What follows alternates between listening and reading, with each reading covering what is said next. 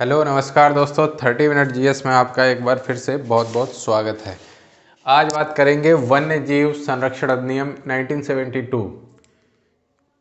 इसका एक वीडियो पहले ही आ चुका है, उसमें मैंने आपको सारी अनुसूचियाँ, कौन सी अनुसूची में क्या शामिल है, कौन से जीव शामिल है और क्या पूछा जा सकता है, सब कुछ बता दिया था। इस वीडियो में हम बात करेंगे कि ये रूपरेखा इसकी क्या है, इसके अंतर्गत कौन कौन से संरक्षित क्षेत्र हैं, इसके अलावा इसमें कौन कौन से प्राधिकरण शामिल हैं, उनकी भी चर्चा कर लेंगे। अगले वीडियो में सिर्फ और सिर्फ वन्यजीव संरक्षण अधिनियम की सारी धाराओं पे चर्चा करेंगे। इसके बाद हम लोग बात करेंगे जो एक और टॉपिक है आपके सिलेबस में, कार्बन क्रेडिट, उसके बारे में चर्चा करेंगे। फिर COP 27 के बारे में चर्चा, इस तरह से मैं पूरा सिलेबस आपका कंप्लीट करा दूंगा। तो चलिए एक सेकेंड, तो चलिए शुरू करते हैं। वन्य जीव संरक्षण अधिनियम 1972, पिछले वीडियो में भी मैंने बताया था, इसमें 6 अनुसूचियां, 66 धाराएं और 7 खंड हैं, ठीक है। और यह 9 सितंबर 1972 को अधिनियमित किया गया था। 2019 तक ये जम्मू कश्मीर में लागू नहीं था। 2019 के बाद सभी वन्य जीवों ने अमित शाह का बहुत बहुत धन्यवाद दिया, क्योंकि 370 हटते ही ये 2019 के बाद जम्मू कश्मीर में भी लागू हो गया। इसके अलावा एक इम्पॉर्टेंट बात करते हैं पॉलिटी की, इसी से रिलेटेड, कि भारत दुनिया का पहला देश है जिसके संविधान में वन्यजीव व पर्यावरण संरक्षण से संबंधित प्रावधान शामिल हैं। और ये शामिल कब किए गए थे? ये मानव पर्यावरण पर संयुक्त राष्ट्र सम्मेलन 1972, जिसको बोलते हैं स्टॉकहोम सम्मेलन। या तो डायरेक्ट क्वेश्चन बन जाएगा कि स्टॉकहोम सम्मेलन कब हुआ था, तो 1972 में। और इसी में 1972 के बाद से भारत के संविधान में 42वें संविधान संशोधन 1976 के तहत पर्यावरण से संबंधित अनुच्छेदों को शामिल किया गया। यानी कि दुनिया का पहला देश जिसके संविधान में वन्यजीव पर्यावरण संरक्षण से संबंधित प्रावधान है, वो है भारत का संविधान। और ये जोड़े गए 1972 के स्टॉकहोम सम्मेलन के बाद सन 1976 में 42वें संविधान संशोधन के द्वारा। कहाँ कहाँ जोड़े गए ये देख लेते हैं। तो आर्टिकल 48A यानी कि भाग 4 में क्या था? राज्य के नीति निर्देशक तत्वों में जोड़ा गया 48A। इसमें क्या कहा गया? राज्य पर्यावरण की रक्षा और सुधार करने और देश के वनों एवं वन्य जीवों की रक्षा का प्रयास करेगा। ये है नीति निर्देशक तत्व, डायरेक्टिव प्रिंसिपल्स, ठीक है, आर्टिकल 48A भाग 4 में। इसके अलावा एक और जोड़ा गया 51AG में। तो भाग 4 का में क्या जोड़े गए थे? आपको पता ही होगा, पॉलिटी के हिसाब से मौलिक कर्तव्यों को जोड़ा गया था।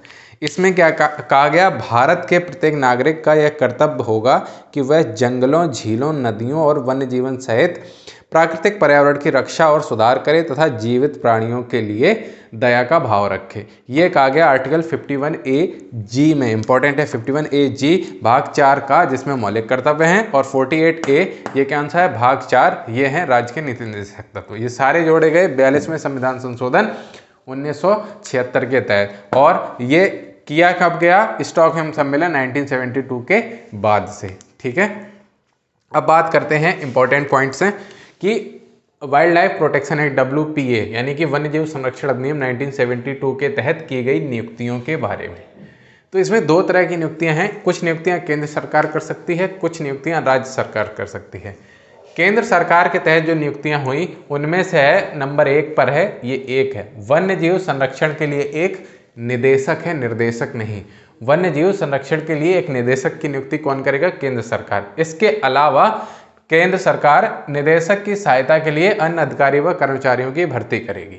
और निदेशक भारत की केंद्र सरकार द्वारा दिए गए सभी सामान्य व विशेष निर्देशों के अधीन, यानी उनके अधीन काम करता है निदेशक।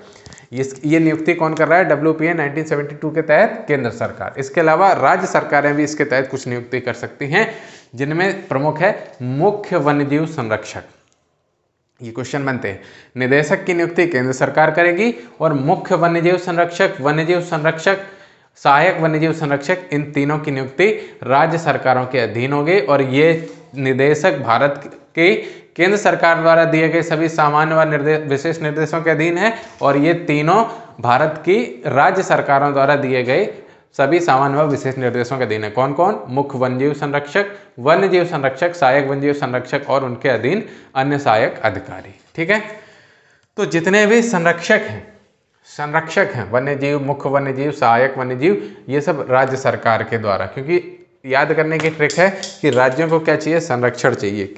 तो इस तरह से याद करने की ट्रिक हो सकती है। और केंद्र सरकार निर्देश देती है, तो निदेशक याद करने का ट्रिक है, भूलो नहीं, इसलिए कोई उसके लॉजिक नहीं है। इसके अलावा बात करें वन्यजीव संरक्षण अधिनियम 1972 के तहत संरक्षित क्षेत्र, तो 4 संरक्षित क्षेत्र हैं। अभ्यारण्य जिनको बोलते हैं सेंचुरी, राष्ट्रीय उद्यान जिनको बोलते हैं नेशनल पार्क, कंजर्वेशन रिजर्व यानी कि संरक्षण रिजर्व, और चौथा है सामुदायिक रिजर्व जिनको बोलते हैं कम्युनिटी रिजर्व। तो अभ्यारण्य या सेंचुरी क्या होती है? तो सबसे पहले तो राज्य सरकार किसी भी आरक्षित वन या प्रादेशिक जल वाले क्षेत्रों के अलावा, यानी कि ये छोड़ के, कोई आरक्षित वन होगा उसको सेंचुरी नहीं बना सकते। आरक्षित वन और किसी भी प्रादेशिक जल वाले क्षेत्र को छोड़कर किसी भी क्षेत्र को राज्य सरकार घोषित कर सकती है, अभ्यारण्य घोषित कर सकती है। और वन्यजीव संरक्षक या मुख्य वन्यजीव वार्डन हेड होता है अभ्यारण्य का, और यही सर्वोच्च शक्ति होती है। इसकी अनुमति से ही अभ्यारण्य के अंदर हथियार आदि ले जाए जा सकते हैं, या वैज्ञानिक कार्यों के लिए अनुमति के लिए, मतलब जितनी भी अभ्यारण्य के अंदर अनुमति है वो मुख्य वन्यजीव संरक्षक देता है।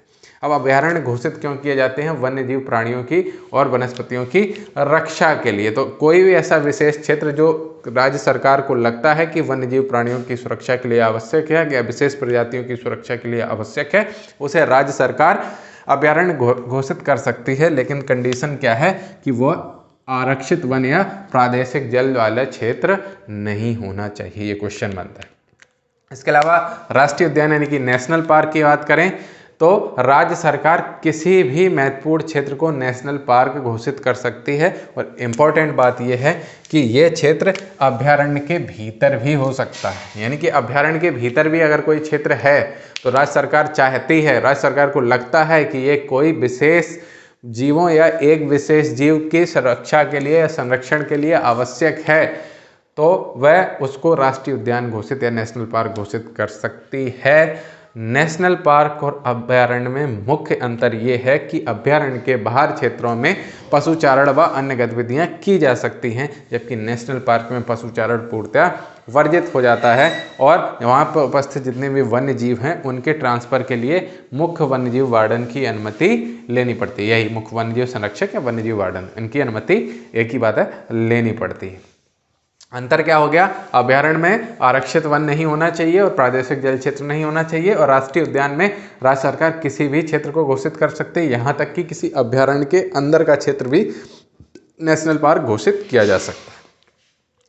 इसके बाद बात करें संरक्षण रिजर्व की, यानी कि कंजर्वेशन रिजर्व की, तो ये भी सब कुछ देखना, सब में राज्य सरकार है। तो राज्य सरकार राष्ट्रीय उद्यान अभ्यारण्यों से सटे हुए क्षेत्रों को, यानी कि जो राष्ट्रीय उद्यान है और अभ्यारण्य, इनकी जो सटे हुए क्षेत्र हैं, यानी कि इनकी बाह्य सीमा है, जो राज्य सरकार के अधीन तो है लेकिन वो अभ्यारण्य और राष्ट्रीय उद्यान का हिस्सा नहीं है। जैसे मान लीजिए ये एरिया है, ये है नेशनल पार्क या राष्ट्रीय या अभ्यारण्य यानी कि सेंचुरी, और ये बाहर का एरिया है, ये भी है तो एरिया राज्य सरकार के अधीन ही। मान लीजिए ये ब्लू वाला एरिया है, ये वाला, लेकिन ये अभ्यारण्य या नेशनल पार्क घोषित नहीं है, तो इसको वहाँ के सटे हुए स्थानीय जो समुदाय हैं, जो मतलब जनजातियाँ हैं और अन्य समुदाय हैं, उनसे सलाह या परामर्श के साथ राज्य सरकार इन क्षेत्रों को संरक्षण रिजर्व या कंजर्वेशन रिजर्व घोषित कर सकती है। और इसके जो मुख्य वन्यजीव वार्डन होगा, इसका भी संरक्षक यही मुख्य वन्यजीव, ये मेन अधिकारी होगा, और उसकी सहायता के लिए एक प्रबंधन समिति का गठन किया जाता है। किसके द्वारा? राज्य सरकार के द्वारा। सामुदायिक रिजर्व में क्या होगा? देखिए, संरक्षण रिजर्व और सामुदायिक रिजर्व में मुख्य अंतर यह है कि संरक्षण रिजर्व यानी कि कंजर्वेशन रिजर्व में जो स्वामित्व होता है वो जमीन का, वो राज्य सरकार का ही होता है, जबकि सामुदायिक रिजर्व में व्यक्ति या समुदाय स्वेच्छा से किसी भी स्थान पर जहाँ पे वन्य जीव या वनों के संरक्षण के लिए अपने स्वेच्छा से काम करें, अपनी मर्जी से, और वह क्षेत्र, इम्पोर्टेंट क्या है कि वह क्षेत्र किसी राष्ट्रीय उद्यान, अभ्यारण्य या संरक्षण रिजर्व के भीतर का नहीं होना चाहिए। इंपॉर्टेंट, वह क्षेत्र राष्ट्रीय उद्यान, अभ्यारण्य या संरक्षण रिजर्व के भीतर का नहीं होना चाहिए, स्वतंत्र क्षेत्र होना चाहिए और वह कोई व्यक्ति या समुदाय स्वेच्छा से लोगों वन्य जीवों के संरक्षण के लिए कार्य कर रहा हो तो राज्य सरकार द्वारा उस क्षेत्र को सामुदायिक रिजर्व घोषित कर दिया जाता है। प्रबंधन, वहाँ का मैनेजमेंट कौन देखेगा? वही देखेगा, सामुदायिक रिजर्व प्रबंधन समिति के द्वारा, और वो गठन करेगा राज्य सरकार। कुल मिला के चारों में जो कुछ भी गठन है वो कौन कर रहा है? राज्य सरकार कर रही है। अभ्यारण्य में बात करें तो आरक्षित वन और प्रादेशिक जल क्षेत्र ना हो तो अभ्यारण्य घोषित राज्य सरकारें कर सकती हैं वन जीवों और वनों के संरक्षण के लिए। राष्ट्रीय उद्यान में कहीं भी घोषित किया जा सकता है राज्यों के द्वारा, चाहे वो अभ्यारण्य के भीतर का ही क्षेत्र क्यों ना हो वो भी। लेकिन नेशनल पार्क और अभ्यारण्य में अंतर ये है कि नेशनल पार्क में गतिविधियां बहुत सीमित हैं, केवल और केवल शोध अनुसंधान के लिए ही मनुष्यों की गतिविधियां अलाउड हैं, केवल शोध यानी वैज्ञानिक जा सकते हैं विशेष अनुमति के साथ, और पशुचारण वर्जित है। अभ्यारण्य के बाहरी क्षेत्रों में, बफर जोन में आप पशुचारण वगैरह कर सकते हैं। संरक्षण रिजर्व में मैंने बता दिया कि राष्ट्रीय उद्यान हो या अभ्यारण्य से सटे हुए क्षेत्र हों जिन पर राज्य का नियंत्रण हो लेकिन वो अभ्यारण्य और राष्ट्रीय उद्यान के हिस्सा ना हो तो उन्हें आसपास के समुदाय यानी कम्युनिटी के परामर्श के बाद राज्य सरकार संरक्षण रिजर्व यानी कि कंजर्वेशन रिजर्व के रूप में घोषित कर सकती है। जबकि सामुदायिक रिजर्व की बात करें तो सामुदायिक रिजर्व कोई व्यक्ति या समुदाय स्वेच्छा से वनों के या वन्यजीवों के संरक्षण के लिए काम कर रहा है और वह क्षेत्र राष्ट्रीय उद्यान, अभ्यारण्य या संरक्षण रिजर्व का क्षेत्र ना हो या उसके भीतर स्थित ना हो तो ही उस क्षेत्र को राज्य के द्वारा सामुदायिक रिजर्व क्षेत्र के रूप में घोषित किया जाएगा। और सबका हेड कौन होता है? मुख्य वन्यजीव संरक्षक या वार्डन, वही सर्वोच्च शक्ति होती है, उसकी अनुमति के बिना यहाँ पे पत्ता भी नहीं हिलता है। इसके बाद इसके तहत किन का गठन किया गया है, किन अधिकरणों का गठन किया गया है उसकी चर्चा करेंगे। बहुत बहुत धन्यवाद।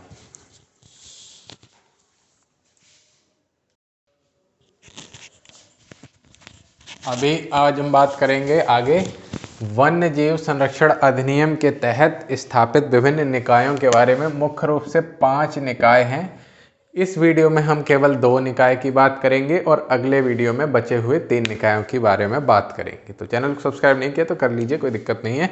तो बात करते हैं राष्ट्रीय वन्य जीव बोर्ड की, NBWL यानी कि national board for wild life.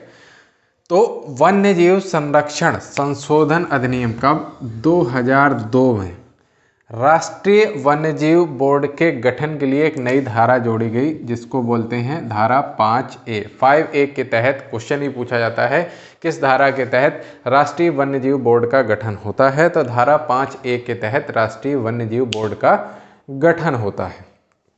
और इस धारा के अनुसार केंद्र सरकार को एक NBWL यानी national board for wild life यानी कि राष्ट्रीय वन्यजीव बोर्ड का गठन करना चाहिए। और इम्पॉर्टेंट ये है कि राष्ट्रीय वन्यजीव बोर्ड के अध्यक्ष कौन होता है? इम्पॉर्टेंट है, अध्यक्ष प्रधानमंत्री होता है और वन्यजीव के प्रभारी मंत्री जैसे कि पर्यावरण मंत्री वो होते हैं बोर्ड के उपाध्यक्ष। इसके अलावा बोर्ड द्वारा निर्देशित कुछ कार्यों को करने के लिए बोर्ड को एक स्थायी समिति भी गठित करने का अधिकार है। यानी कि राष्ट्रीय वन्यजीव बोर्ड जोड़ा गया 2002 में। कौन सी एक धारा जोड़ दी गई? वाइल्ड लाइफ प्रोटेक्शन एक्ट 1972 में धारा 5A जोड़ी गई और इसके अनुसार केंद्र सरकार को एक राष्ट्रीय वन्यजीव बोर्ड का गठन कर लेना चाहिए। और इसके अध्यक्ष बताए कौन बनेगा? अध्यक्ष या कौन होता है? तो प्रधानमंत्री होता है। उपाध्यक्ष होता है वन्यजीव के प्रभारी मंत्री जैसे पर्यावरण मंत्री। और अब बात करें राष्ट्रीय वन्यजीव बोर्ड के कार्यों के बारे में तो इसका वर्णन है धारा 5C में, धारा 5C में है। और इसका कार्य जरूर समझ लीजिए। केंद्र सरकार व राज्य सरकारों को वन्य जीव संरक्षण के लिए सलाह देना इसका काम है, दोनों को, केंद्र सरकार और राज्य सरकार दोनों को, क्योंकि ये है राष्ट्रीय वन्य जीव बोर्ड। इसके अलावा राष्ट्रीय उद्यानों जिसका वर्णन है धारा 35 में WPA 1972 की, और अभ्यारण्यों जिसका उल्लेख है धारा 18 में, और अन्य आरक्षित क्षेत्रों की स्थापना करना, प्रबंधन आदि में सिफारिशें देना भी राष्ट्रीय वन्यजीव बोर्ड का कार्य है। इससे भी ज़्यादा इंपॉर्टेंट क्वेश्चन ये बार बार पूछा जाता है कि देश में वन्य जीवों पर कम से कम 2 साल में एक रिपोर्ट तैयार करना व प्रकाशित करना भी कार्य है राष्ट्रीय वन्यजीव बोर्ड का। प्रत्येक 2 साल में एक बार अब बात करें राज्य वन्यजीव बोर्ड के बारे में। तो राज्य वन्यजीव बोर्ड के, जिसको बोलते हैं state board for wild life, इसका वर्णन है धारा 6 में, आर्टिकल 6 में है। किसके? संविधान के नहीं, वन्य जीव संरक्षण अधिनियम 1972 के आर्टिकल 6 में राष्ट्रीय वन्यजीव बोर्ड का गठन होगा, ऐसा लिखा है। और इसके अध्यक्ष कौन होंगे?